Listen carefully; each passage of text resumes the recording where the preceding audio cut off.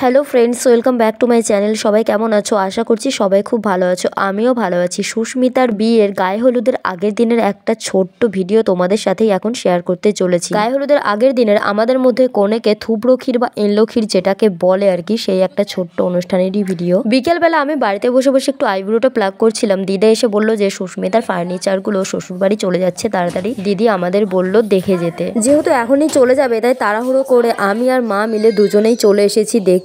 আর সুস্মিতা ওইদিকে ভিডিও কলে ওর বান্ধবীদের ফার্নিচার দেখাচ্ছিল। আমার সব থেকে ওর এই খাটের ডিজাইনটা খুব সুন্দর লেগেছে। তোমরা তো দেখতেই পাচ্ছ, এখানে আমরা আসার আগে অনেকেই চলে এসেছে ফার্নিচার দেখতে। যেহেতু বিয়ের ফার্নিচার সবাইকে ডেকেছে দিদি, আশেপাশে সবাই। আর এগুলো হচ্ছে সুস্মিতার কাকি। আর এদিকে দেখো ভটভটিতে সব জিনিসপাতি সব তোলা হয়ে গেল। আর দিদি গেছে জল আনতে। আর আজকে সন্ধ্যাবেলা একটা ছোট্ট অনুষ্ঠান মতো হবে, বাড়িতে মিলাদ দেওয়া হবে। যেহেতু নতুন কোনো শুভ অনুষ্ঠান শুরু করলে প্রত্যেকের বাড়িতেই একটা যার যেমন ধর্ম সেই রকম রীতি অনুযায়ী মানুষ শুভ কাজের জন্য করে থাকে আর কি। জামা কাপড়গুলো আমি এদিকে মেলে দিলাম আর তারপরেই ঘরে বিছানাপত্র বালি সব কিছু গুছিয়ে নিলাম। বিয়ে বাড়ি মানেই নানান কাজ, আর সব কাজ তো ভিডিওতে দেখানো সম্ভব নয়। যেহেতু সব কাজ করার সময় ক্যামেরাম্যানটাই কে হবে এটা হচ্ছে বড় চিন্তা। মিলাদ হবে বলে মিলাদের জন্য বিছানাপত্র রেডি করে চলে এসেছি ওর জন্য মিষ্টি কিনতে। যেহেতু ওকে আজকে পায়েস খাওয়ানো হবে। আজকে তো বেশি ধুমধাম হবে না, তাই দিদি আমাকে 100 টাকা দিয়েছে মিষ্টি কেনার জন্য। আমি এখানে সব রকম মিষ্টি 100 টাকার মধ্যে কিনছিলাম।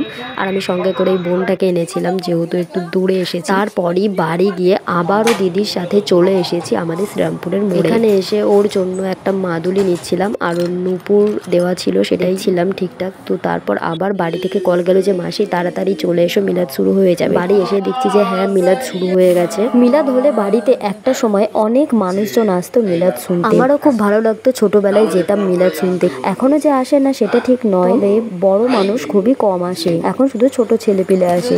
আর এদের বাড়িতে আজকে তো সেই রকম কেউ আসেইনি, তবে আরেকবার হয়েছিল তখন অনেক মানুষ হয়েছিল।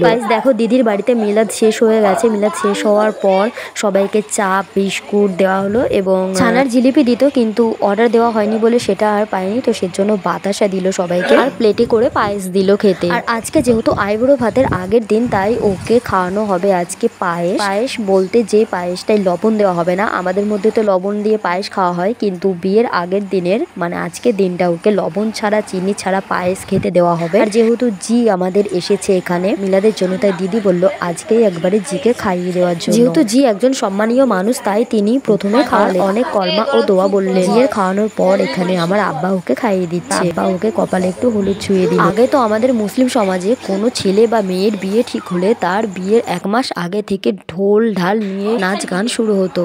তখন আমি খুবই ছোট ছিলাম, দেখতে খুবই ভালো লাগতো, কিন্তু তারপর থেকে আজও দেখতে পাই না সেই সমস্ত। সবার একে একে খাওয়ানো হয়ে যাচ্ছে কিন্তু আমি দাঁড়িয়ে আছি বলে দিদি যাচ্ছে। দিদি আমাকে বলছে তুই আগে যা, তুই হলি ওর ছোট মাসি ছোট মা, আগে ওকে খাওয়া।